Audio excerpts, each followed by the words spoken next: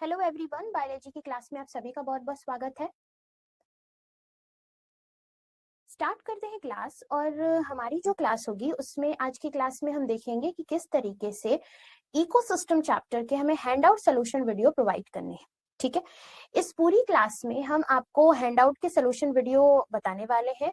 और ये जो सोल्यूशन वीडियो है इसमें हम multiple choice questions, very short answer type question, short answer type question and long answer type question देखेंगे। ठीक है, इस पूरे के पूरे क्लास में हमारा जो पूरा आपके लिए एक ओवरव्यू है वो ये है कि type of questions, number of questions, solving time, learning time, सब कुछ हमने आपको प्रोवाइड कर दिया है। आप इसी तरीके से अपना देखोगे कि किस तरीके से आपको अपनी प्रिपरेशन करनी है। स्टार्ट करते हैं क्लास। और अपनी क्लास में हम सबसे पहले क्वेश्चन की तरफ चलते हैं। सबसे पहला क्वेश्चन हमारा है, the rate of formation of new organic matter by consumers and the biomass available for consumption of herbivores as well as decomposers are referred as. यानी क्वेश्चन हमसे हिंदी में कह रहा है कि उपभोक्ताओं द्वारा नए कार्बनिक पदार्थ के निर्माण की दर और शाकाहारियों के साथ साथ अपघटकों के उपभोग के लिए उपलब्ध बायोमास को क्या कहा जाता है। ठीक है, अगर हम इस क्वेश्चन को देखें तो इसमें दो तरीके के आपको स्टेटमेंट बताए जा रहे हैं। एक स्टेटमेंट पे आपको सेकेंडरी प्रोडक्टिविटी और दूसरे में नेट प्राइमरी प्रोडक्टिविटी बताई जा रही है। यानी कि the rate of formation of new organic matter by consumers, ये सेकेंडरी प्रोडक्टिविटी है, and the biomass available for consumption of herbivores as well as decomposers are referred as. यहाँ पर देखा जाए तो नेट प्राइमरी प्रोडक्टिविटी बताई जा रही है। यानी इस क्वेश्चन के लिए सी हो जाएगा हमारा सही जवाब। अगला जो हमारा क्वेश्चन है वो कह रहा है, the pyramid of biomass in sea is generally inverted because in sea. कह रहा है समुद्र में पिरामिड बायोमास का हमेशा इन्वर्टेड होता है, ऐसा क्यों है। चार ऑप्शन है। कह रहा है biomass of fishes exceeds that of phytoplankton, number of phytoplankton is more, number of phytoplankton is less, large fishes feed on small fishes. यानी कि समुद्र में बायोमास का पिरामिड सामान्यतः उल्टा होता है, क्योंकि समुद्र में मछलियों का जैव भार पादप प्लवक से अधिक होता है, पादप प्लवक की संख्या अधिक होती है, पादप प्लवक की संख्या कम होती है, या बड़ी मछलियां छोटी मछलियों को खाती हैं। अगर हम पिरामिड ऑफ बायोमास देखें तो बायोमास समुद्र के अंदर हमेशा उल्टा होता है, यानी इन्वर्टेड होता है। किस तरीके से ये उल्टा होगा हम ध्यान देंगे अगर, तो जब हम पिरामिड ऑफ बायोमास बनाते हैं तो सबसे ऊपर की तरफ हमारा अगर देखें तो सबसे ज्यादा जो बायो मास होता है या जैव भार होता है वो हमेशा फिशेज का होता है, मछलियों का होता है। ठीक है, क्योंकि मछलियां जो होती हैं वो फाइटोप्लैंक्टन यानी वहां के प्रोड्यूसर से भार में कम होती, सॉरी ज्यादा होती हैं। इस वजह से, है ना, इस वजह से ये जो हमारा बायोमास फाइटोप्लैंक्टन का हो जाएगा। This is guys phytoplankton, short form में लिख दे रही हूँ।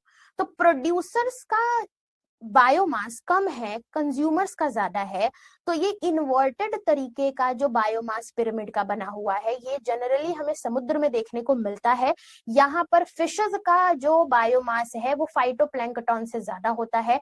इस वजह से ए इज द करेक्ट आंसर। तो इस क्वेश्चन के लिए ए हो जाएगा हमारा सही जवाब। आते हैं अपने इस क्वेश्चन की तरफ। The primary productivity in an ecosystem is expressed as. यहाँ पर यूनिट पूछी गई है, पारिस्थितिक तंत्र में प्राथमिक उत्पादकता को इस प्रकार व्यक्त किया जाता है, तो ग्राम पर स्क्वायर मीटर पर ईयर। यानी कि हमारा जो सही जवाब होगा वो यहाँ पर इस तरीके से हम लिखेंगे, ग्राम पर स्क्वायर मीटर पर ईयर इस क्वेश्चन का सही जवाब होगा। अब देखो अगला क्वेश्चन हमारा असर्शन एंड रीजन बेस्ड है, जिसमें दो स्टेटमेंट होंगे, एक असर्शन होगा एक रीजन होगा।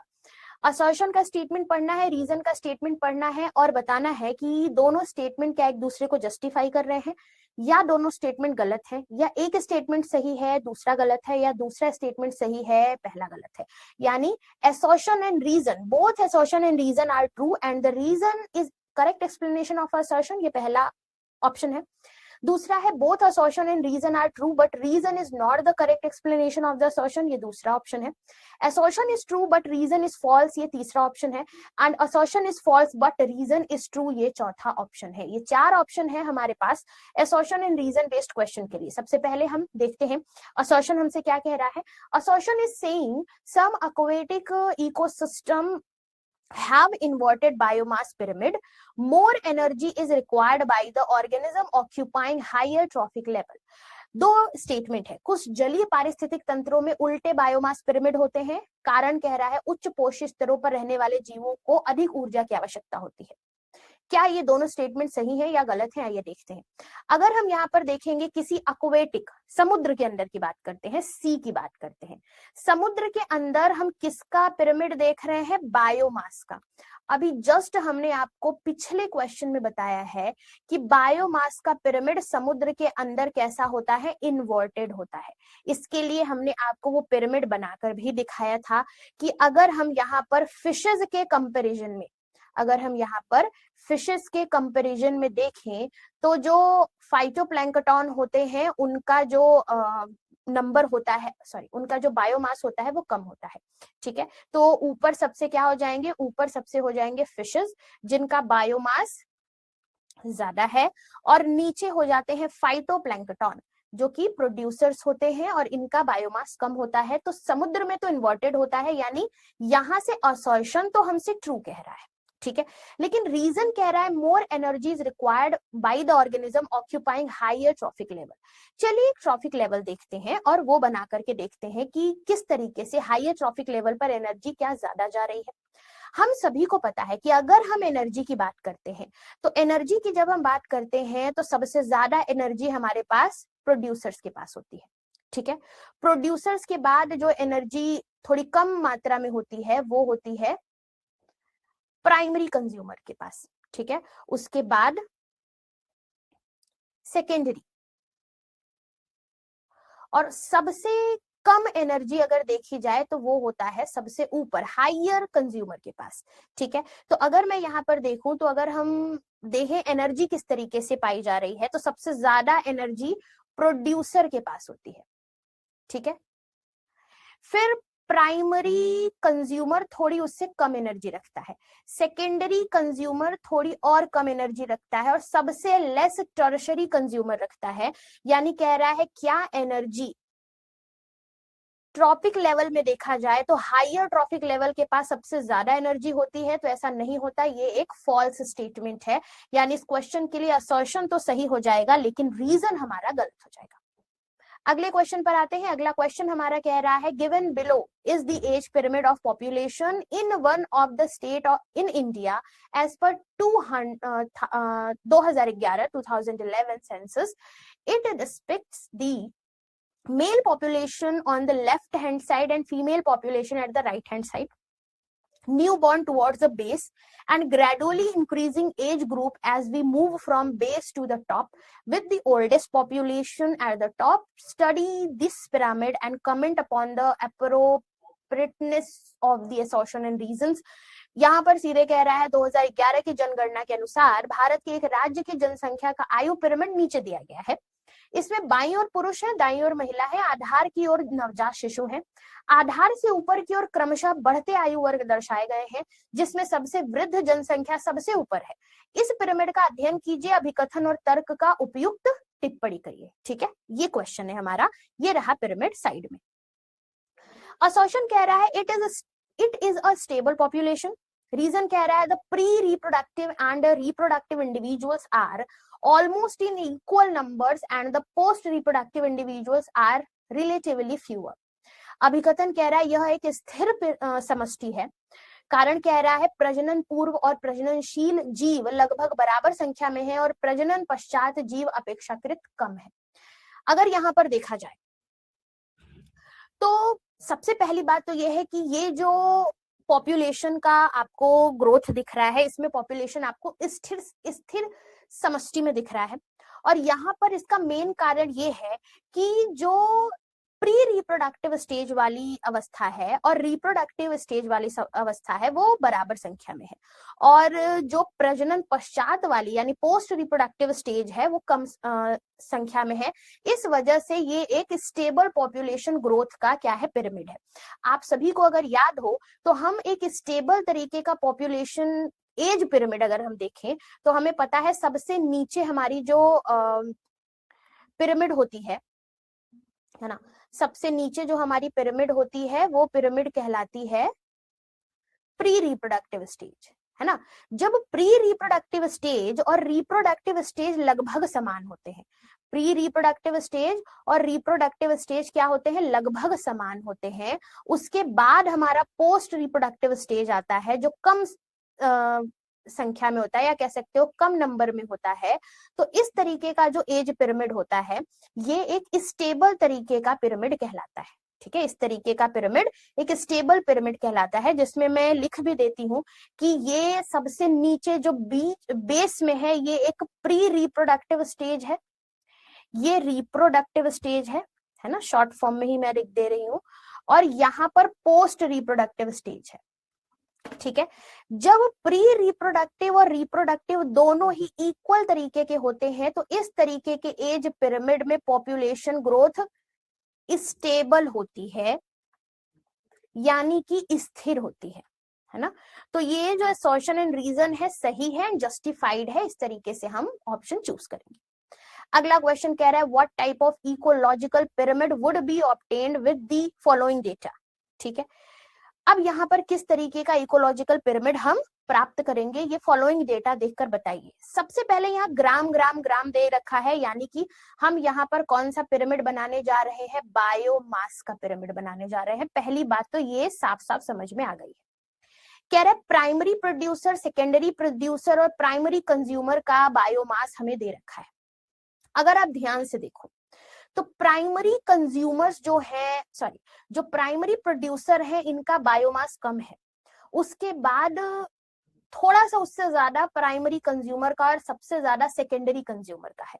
तो साफ साफ तो आपको समझ में आ रहा होगा कि इसका क्या आंसर होना चाहिए। 4 ऑप्शन है, कह रहा है upright pyramid of biomass, upright pyramid of number, inverted pyramid of biomass या अपराइट पिरामिड ऑफ एनर्जी। तो ये जो बायोमास का पिरामिड है ये आपको किसी एक्वेटिक, किसी समुद्र की जगह का बायो पिरामिड दिख रहा है, बायोमास का। ठीक है, इसमें अगर आपको पता हो तो सबसे ज्यादा संख्या में, सबसे भारी संख्या में होती है बड़ी मछलियां। ठीक है, उसके बाद कौन आता है, उससे थोड़ी सी छोटी मछलियां, स्मॉल फिशेस आते हैं, और उसके बाद जो जैव भार सबसे कम होता है वो होता है फाइटोप्लैंक्टन का। ठीक है, तो इस तरीके से अगर हम पिरामिड बनाएंगे तो इसमें जब हम पिरामिड बनाते हैं तो कह रहा है प्राइमरी प्रोड्यूसर्स जो है उनका बायोमास 10 ग्राम का है, उसके बाद प्राइमरी कंज्यूमर का 60 ग्राम का है, उसके बाद सेकेंडरी कंज्यूमर का 120 ग्राम का है। तो ये एक इन्वर्टेड पिरामिड ऑफ बायोमास है। तो इस क्वेश्चन के लिए करेक्ट आंसर हो जाएगा सी। ऐसे ही हिंदी में भी सेम चीज है कि पारिस्थितिक पिरामिड पूछ रहा है। प्राथमिक उत्पादक 10 ग्राम, द्वितीयक उत्पादक 120 ग्राम, प्राथमिक उपभोक्ता 10 ग्राम दे रखा है। अभी जस्ट मैंने बनाकर बताया, इसका सही जवाब होगा कि ये जैव भार का उल्टा पिरामिड है। अगला क्वेश्चन है the process of mineralization by microorganism help in the release of। अब यहाँ पर सूक्ष्मजीव द्वारा खनिजीकरण की प्रक्रिया निम्नलिखित के विमोचन में सहायक होती है। ये क्वेश्चन है, 4 ऑप्शन है। कह रहा है inorganic nutrients from humus, both inorganic and organic nutrients from detritus, organic nutrients from humus या inorganic nutrients from detritus and formation of humus. कह रहा the formation of mineralisation by micro organism help in release of. अब एक ऐसा process जिसमें micro organism जो होते हैं ये एक मिनरलाइजेशन का प्रोसेस करते हैं, ये रिलीज करती है इनऑर्गेनिक न्यूट्रिएंट्स को, किससे, ह्यूमस से, है ना। तो इस क्वेश्चन के लिए करेक्ट आंसर हो जाएगा ह्यूमस से इनऑर्गेनिक न्यूट्रिएंट्स को रिलीज कराना। अब आते हैं very short answer type question पर। Very short answer type question में पहला क्वेश्चन है identify the type of pyramid given above, write the identifying feature on the basis of which you identified it. कह रहा है नीचे दिए गए पिरामिड के प्रकार को पहचानिए, वह पहचान चिन्ह लिखिए जिसके आधार पर आपने इसे पहचाना है। ठीक है, अब यहाँ पर आपको एज पिरामिड दे रखा है। यहाँ पर जब आप पिरामिड देखते हो तो सबसे नीचे आपको प्री रिप्रोडक्टिव स्टेज दिख रहा है ना, प्री रिप्रोडक्टिव स्टेज, फिर आपको रिप्रोडक्टिव स्टेज दिख रहा है, फिर पोस्ट रिप्रोडक्टिव स्टेज दिख रहा है। बताइए कि किस तरीके का यह पिरामिड है। आपको देखकर ही समझ में आ गया होगा कि जब pre reproductive stage reproductive stage से ज्यादा हो, ठीक है, तो इस केस में जो पिरामिड होगा वो इंक्रीजिंग ऑर्डर में होगा, है ना। तो ये जो एज सेक्स पिरामिड हमें दिख रहा है, जब प्री रिप्रोडक्टिव इंडिविजुअल ज्यादा होते हैं रिप्रोडक्टिव इंडिविजुअल से, तो इस केस में पॉपुलेशन इंक्रीज करता है, एक्सपेंड करता है, बढ़ता है। ये हमेशा याद रखना, ये इंक्रीजिंग अवस्था के लिए, पॉपुलेशन के लिए एज पिरामिड बता रखा है। अगला क्वेश्चन कह रहा है right important feature of humus formed during the decomposition cycle in a terrestrial ecosystem. स्थलीय पारिस्थितिक तंत्र में अपघटन चक्र के दौरान बनने वाले ह्यूमस की महत्वपूर्ण विशेषताएं लिखिए। अब ये जो क्वेश्चन है, इसमें ह्यूमस किस तरीके से बन रहा है टेरेस्ट्रियल इकोसिस्टम में डीकम्पोजिशन प्रोसेस के दौरान, ये बताना है। सबसे पहले अगर हम ह्यूमस की बात करें तो ह्यूमस एक डार्क कलर का एमॉर्फस ऑर्गेनिक सब्सटेंस होता है, हम सभी को पता है। ये ऐसे तरीके के ऑर्गेनिक सब्सटेंसेस होते हैं जो डीकम्पोजिशन ऑफ प्लांट से धीरे धीरे बनते हैं और ऑल्सो एनिमल मैटर से धीरे धीरे बनते हैं।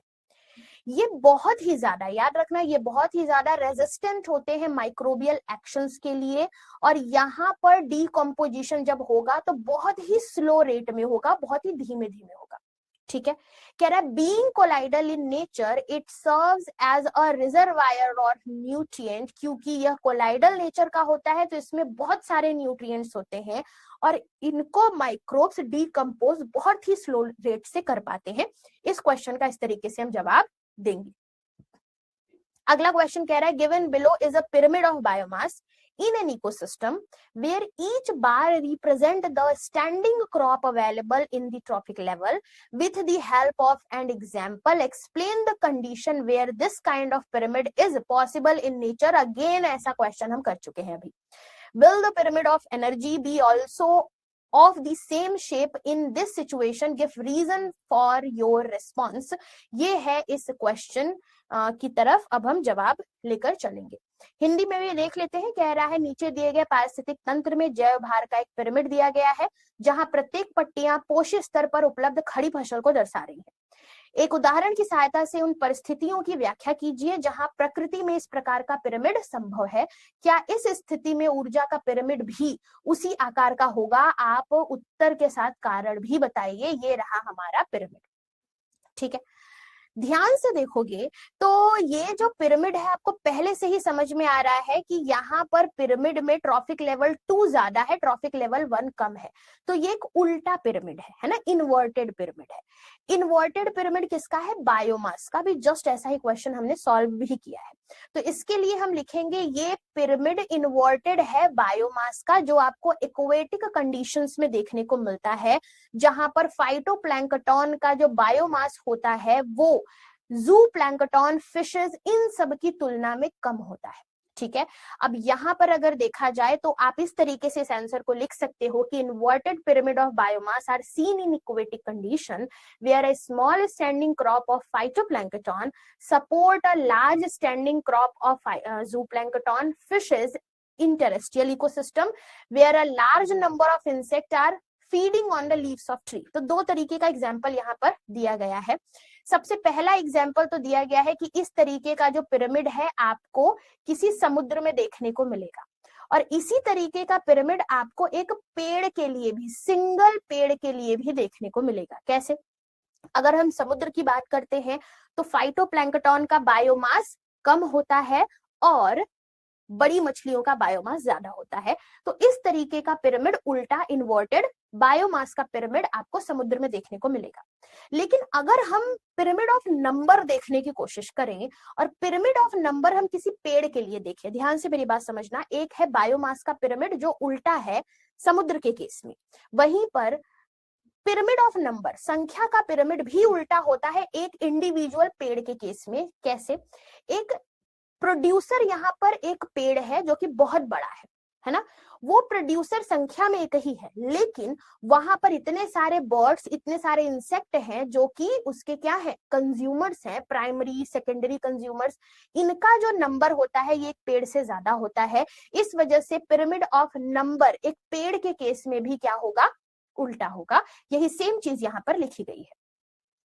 कह रहा है the pyramid of energy is always upright. दूसरा क्वेश्चन हमसे सीधे सीधे पूछ लिया था कि ऊर्जा का पिरामिड क्या ऐसा ही बनेगा, और अगर बनेगा तो इसका कारण बताइए। तो सबसे पहली बात आप हमेशा याद रखना कि पिरामिड ऑफ एनर्जी हमेशा सीधा होता है, अपराइट होता है, ठीक है। ये कभी भी उल्टा नहीं होता है। एनर्जी हमेशा एक ट्रॉफिक लेवल से दूसरे ट्रॉफिक लेवल और उसके बाद अगले ट्रॉफिक लेवल तक ट्रांसफर होती है, और हर ट्रॉफिक लेवल में सिर्फ 10% तक एनर्जी ट्रांसफर करेगी, 90% हीट के फॉर्म में लॉस्ट हो जाती है। तो पिरामिड ऑफ एनर्जी हर जगह पर हमेशा सीधा रहता है, कभी भी उल्टा नहीं होगा, ठीक है। तो ऐसे ही आंसर लिखेंगे।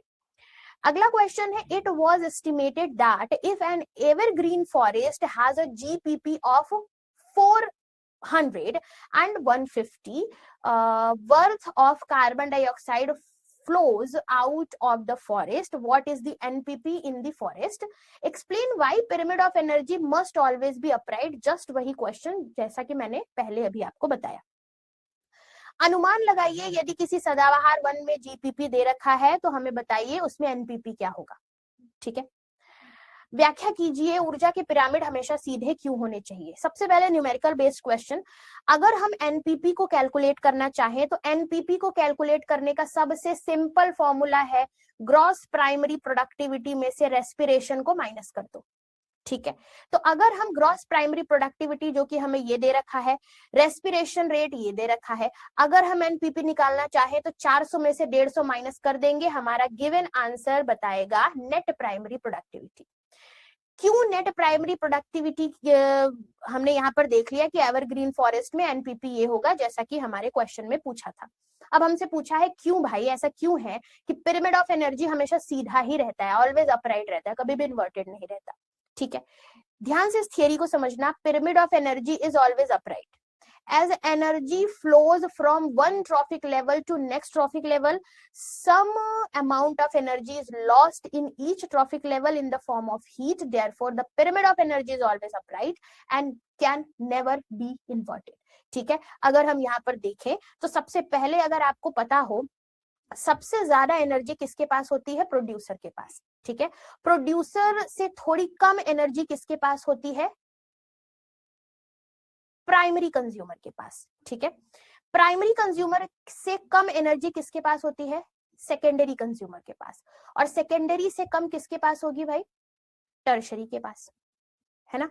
अगर मैं आपको यहाँ पर एक्सप्लेन करूं तो पहले तो मैं यहाँ लिख देती हूँ हमने बनाया क्या क्या है। ये है प्रोड्यूसर, है ना, पिरामिड ऑफ एनर्जी की बात हो रही है गाइस, ठीक है।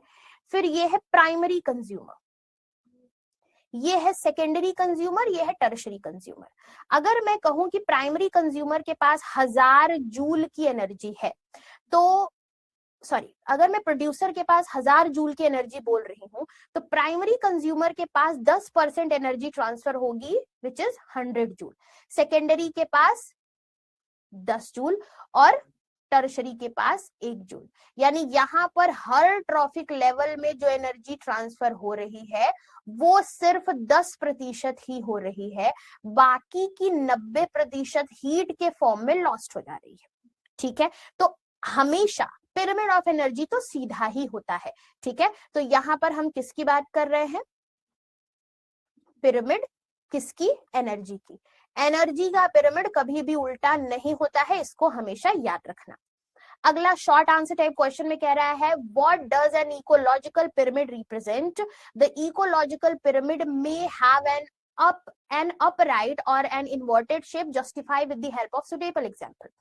कह रहा है सबसे पहले तो पिरामिड क्या दर्शाता है ये बताइए, फिर बताइए पारिस्थितिक पिरामिड का सीधा या उल्टा हो सकता है, उपयुक्त उदाहरणों से इसकी पुष्टि करिए, ठीक है।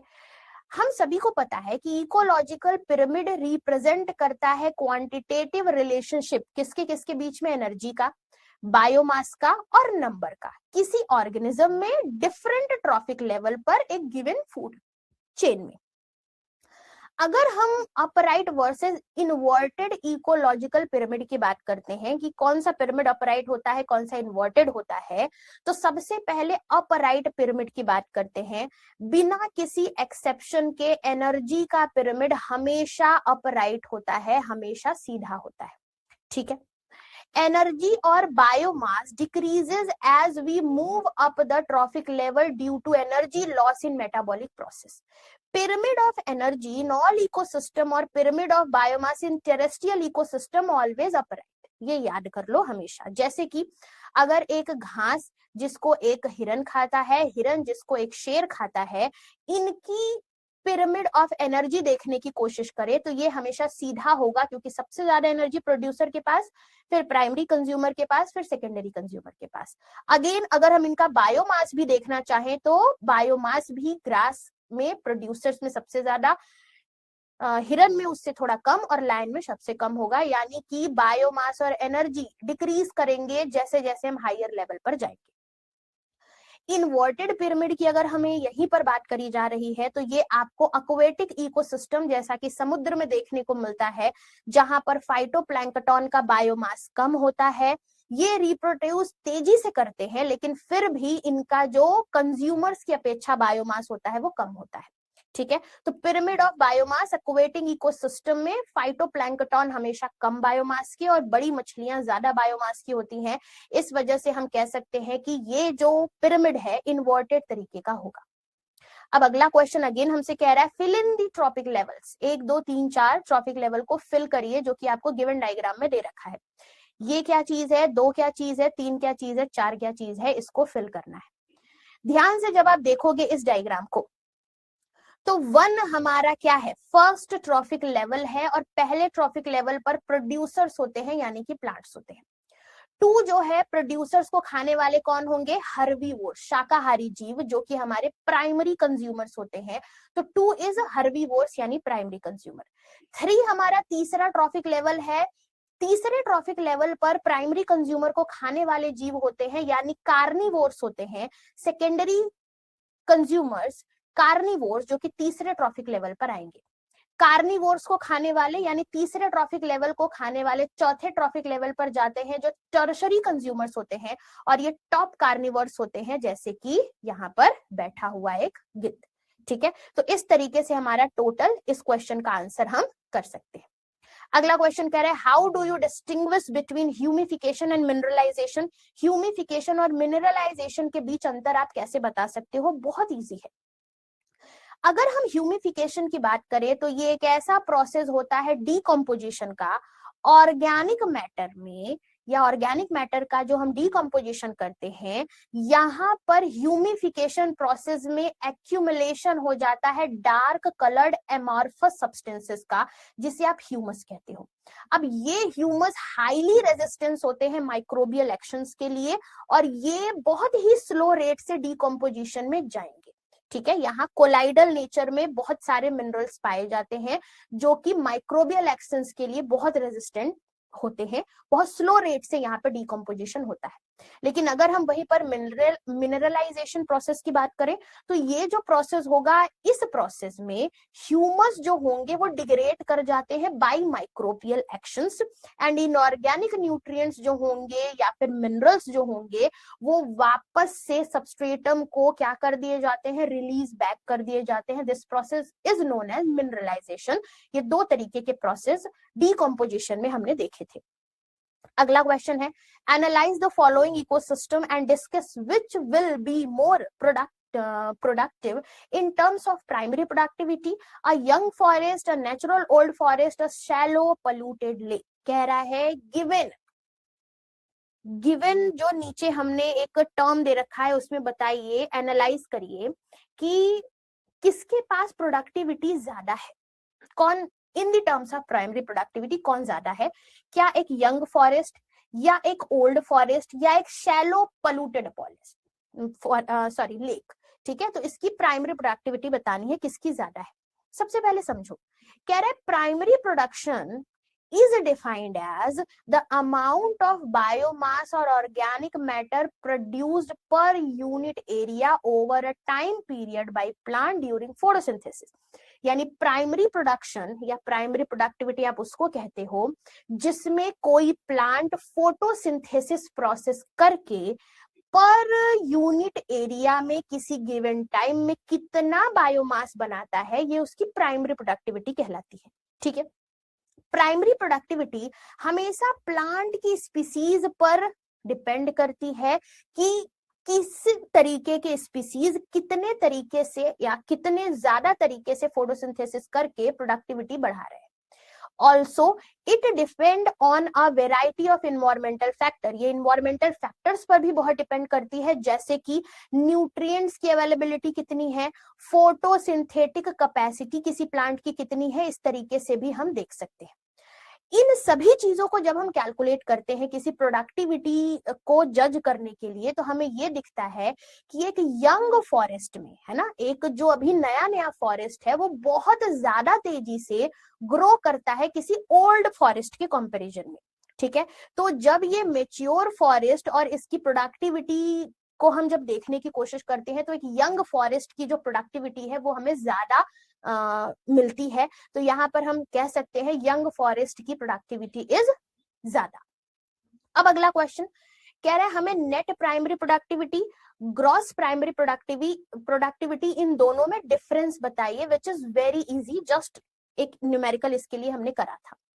अगर हम ग्रॉस प्राइमरी प्रोडक्टिविटी की बात कर रहे हैं, तो ग्रॉस प्राइमरी प्रोडक्टिविटी किसी इकोसिस्टम के लिए rate of production of organic matter during photosynthesis होता है। लेकिन याद रखना, इस ग्रॉस प्राइमरी प्रोडक्टिविटी में ये भी अमाउंट आएगा जितना प्लांट रेस्पिरेशन में यूटिलाइज करता है।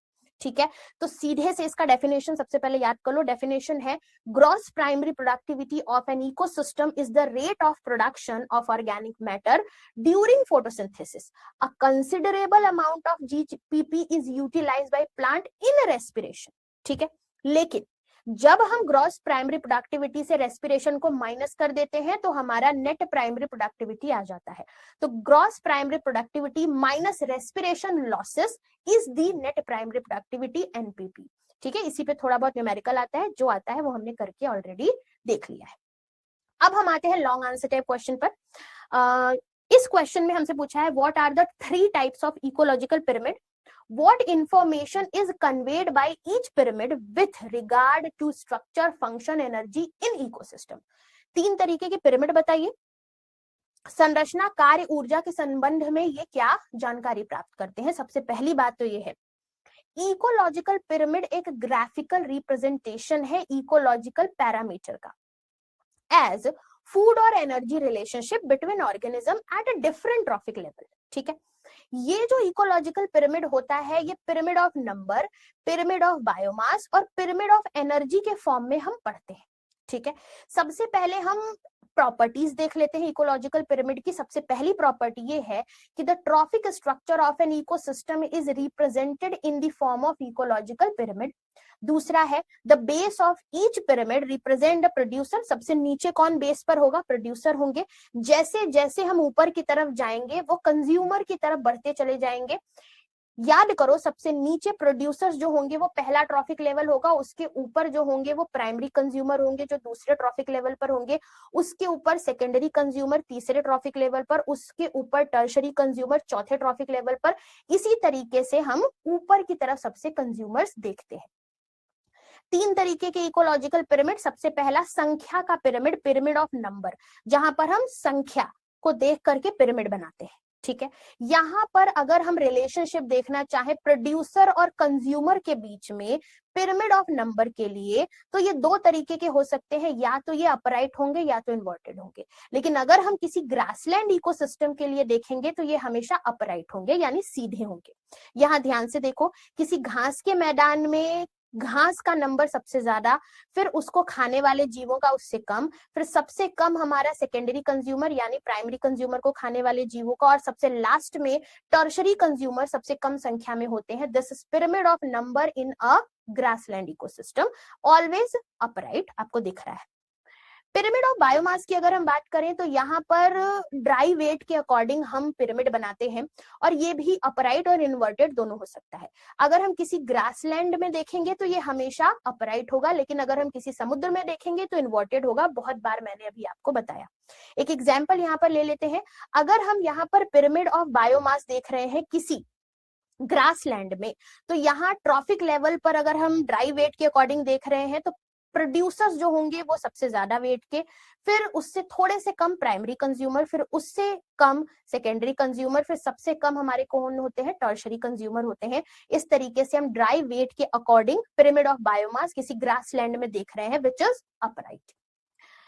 अब हम आते हैं इन्वर्टेड पिरामिड ऑफ बायोमास की तरफ। इन्वर्टेड पिरामिड ऑफ बायोमास जो होते हैं, अगर देखा जाए तो small standing crop of phytoplankton जो कि लार्ज स्टैंडिंग क्रॉप ऑफ जूप्लैंक्टन से क्या होते हैं, कह सकते हो कम भारी होते हैं। तो इस तरीके से इनका बायोमास क्या होता है, कम होता है, इन्वर्टेड होता है, एक्वेटिक इकोसिस्टम में देखने को मिलते हैं। Last pyramid is pyramid of energy. बिना किसी एक्सेप्शन के हमेशा प्रोड्यूसर और कंज्यूमर्स के बीच में रिलेशनशिप जो होता है पिरामिड ऑफ एनर्जी का, वो हमेशा ही अपराइट होगा, कभी भी यह इन्वर्टेड नहीं होगा।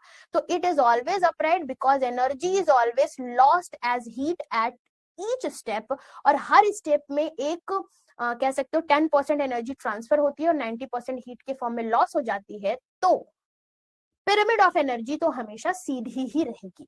तो एक आइडियल पिरामिड ऑफ एनर्जी है जिसमें हमने प्राइमरी प्रोड्यूसर सबसे नीचे और सबसे ऊपर टॉप कंज्यूमर्स बनाए हुए हैं, और एनर्जी जब आप देखोगे तो हर ट्रॉफिक लेवल पर घट रही है, 10% ही पहुंच पा रही है, 90% लॉस्ट हो जा रही है। और इस तरीके से हम देख पा रहे हैं कि ये हमेशा सीधा अपराइट है। ठीक है, तो इस तरीके से गाइज हमारे ये पूरा का पूरा चैप्टर खत्म होता है। इसमें हमने सब कुछ जितने भी तरीके क्वेश्चन आते हैं सब पढ़ करके खत्म कर दिया है। अगले क्लास में, अगले चैप्टर में हम आपको अगले सोल्यूशन वीडियो देंगे जो कि आपका लास्ट यानी 13 चैप्टर होगा। ठीक है, मिलते हैं guys, thank you so much, thank you.